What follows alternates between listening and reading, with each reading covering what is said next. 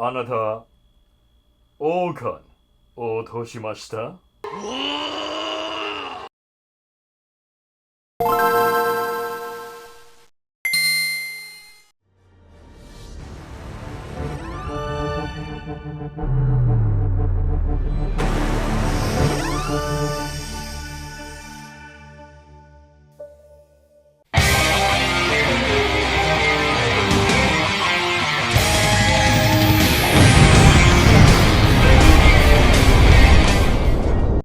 久しぶりだな、我が宿敵よ。Hello, you're Mr. Frog. There's been a change! We'll cook you up next time. I'm getting out of here! Yay! We've made it. We're almost at the finish line. As the character plot threads start getting wrapped up, one major thread starts getting unraveled. With DonBros, episode 49. The replacements run through a play-by-play of last week to see where exactly they messed up. Everywhere. Great, good meeting. Now fix yourselves. Because now, it's the three of them versus the Q Rangers. Oh wait, wrong season. The newly elongated DonBros have officially formed. Sounding off, Tsuyoshi's got them widow woes. And Tsunoni gotta keep that heat in check. Speaking of heat...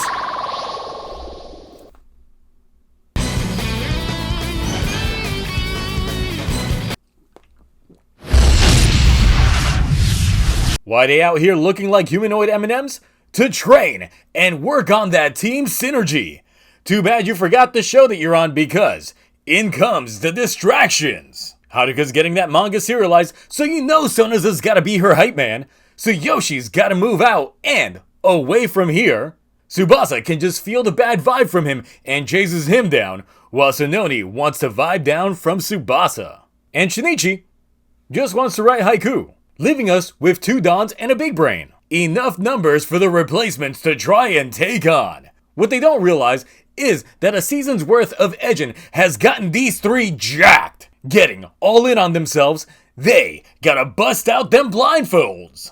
Whipping ass the way it was meant to be, this is just another cakewalk for them. Oh yeah, Jiro finally gets to properly meet Tsunoi, but his vibe is definitely more chill than what he remembers.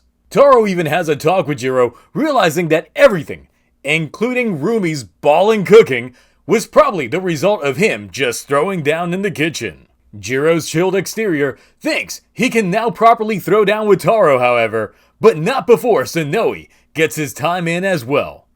But Taro's just not feeling it. He's not caring about any of that anymore. Tsuyoshi, now being more level-headed as well, thinks he's due for a change in career, putting in his notice. But his formerly douchey boss won't take this turnover. And Tsubasa feels it's about time he met proper Natsumi. Driving home that his Miho was a Juto and he's got the real deal, Tsubasa thinks that Miho is best left forgotten. Meanwhile, Stalker Tsunoni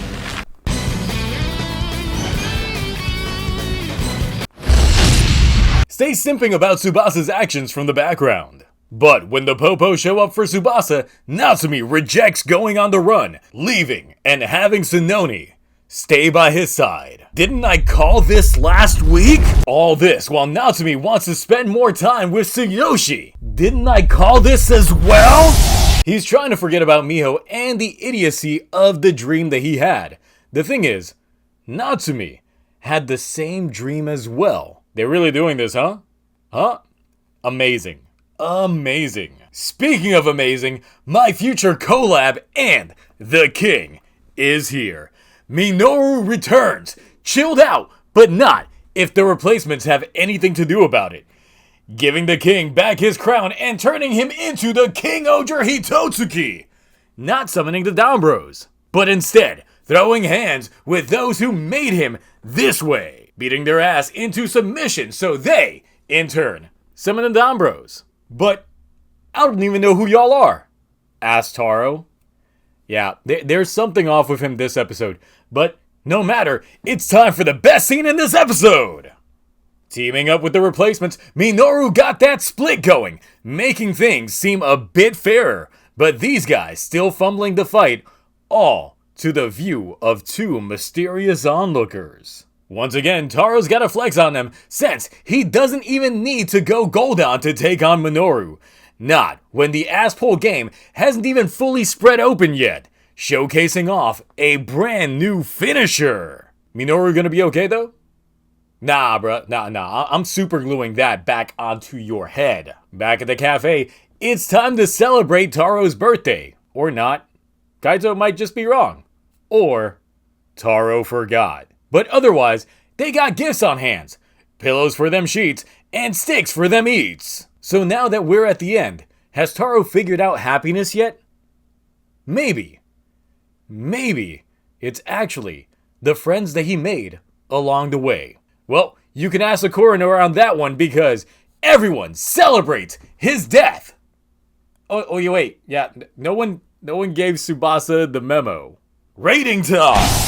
The seeds of what very well may be a bittersweet ending are being sown between this week and last week's episodes. Though last week appeared to be more of a closure for the team dynamic and the acceptance of the Noto, this week focused more on introducing the ending paths for Tsubasa and Tsuyoshi, playing out similar to my predictions. It's somewhat heartfelt, but it's also scary to think of the path this might lead us to. But overall, it was indeed a great episode, but leaves the ending for next week ambiguous, as the preview shows us nothing. This episode, in retrospect, could rate higher or lower depending on how that ending is handled. So for now, it's gonna be getting the Ava Ranger A! Something's going on with Taro, and it's starting to raise some flags for next week, and that the proper bittersweet ending might go to Taro after all. My predictions for Tsuyoshi and Tsubasa came about this week. What I didn't see coming was the relationship with Tsuyoshi and his boss getting completely validated by the end of things. Shinichi had his proper moment last week along with Jiro's ass pull, which makes me feel that we'll probably end things similar to how things began, with Haruka and Taro. Introducing new villains this late into the game, and looking at some of the predictions that I had previously, the goalpost has definitely moved, and there are some things that have happened that have still not gone answered. When the show first started airing, those of you that have watched these reviews would know that I explained that the writing style for this show is vastly different from other seasons. There wasn't a proper outline, and they really played it by ear on an episode-by-episode basis, which could be a bit of a gamble. For one,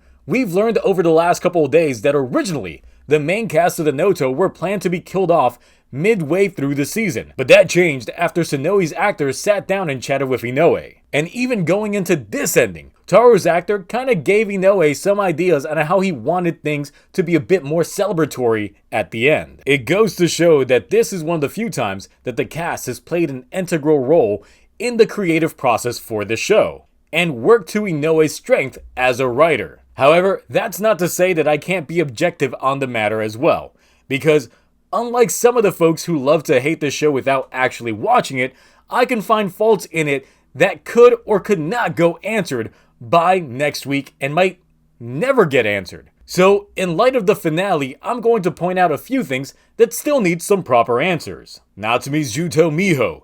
She wandered back into the Juto realm, but I don't think she's dead. And to a greater extent, the Juto that had kidnapped Natsumi to begin with. These are still heavily unanswered and still living rent-free in the back of my mind. Tsubasa killing Detective Juto.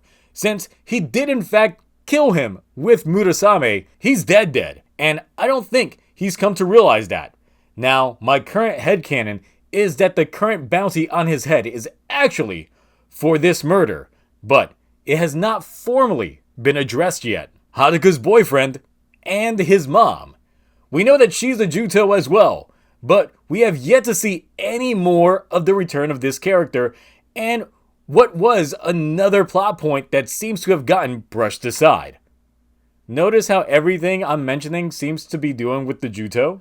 And although they have technically had their plot point literally brushed aside, there is still an air of mystery regarding them that is still a bit unknown. Don Murasame also ties into things, but his plotline and his talks with Mother are another point that I feel still needs addressing. The thing is, all of this aside, what DonBrothers excels at is its characters. In the last few episodes, most of these characters have gone from being absurd caricatures of themselves to normal people. Jiro's chilled out now and is just a regular dude. Haruka is no longer in a slump and is living things back to how they were back in episode 1. Except she's got a real support structure and nothing is superficial. In a way, most of these guys are almost in a better spot mentally than they were in the beginning. Even Tsubasa being on the run in the beginning, except now he's got a side piece to keep him warm in park benches. In the first episode, Jin tells Haruka that finding Taro will lead her back to normal. In a way, that's happened for everyone. But what does that leave for Taro? He's no longer looking to prove that he's stronger. He knows he is, and now that his companions have found their way back to their own path, do they really need him? Maybe fulfilling his purpose might lead him to no longer being needed and having to find a new purpose or even some new companions to help out. Let's be optimistic and see how they pull off this ending. Also, before someone mentions the lack of Black Kaito explainer, I wouldn't expect anything until the crossover film. And even then, I expect nothing. So, what did you think about this week's Zio got what he wanted, brothers? Minoru getting that crown, Taro losing his memories, and Jiro being a pretty chill guy. Anyway, that's it for me. How will all of this go? Until next time, bye.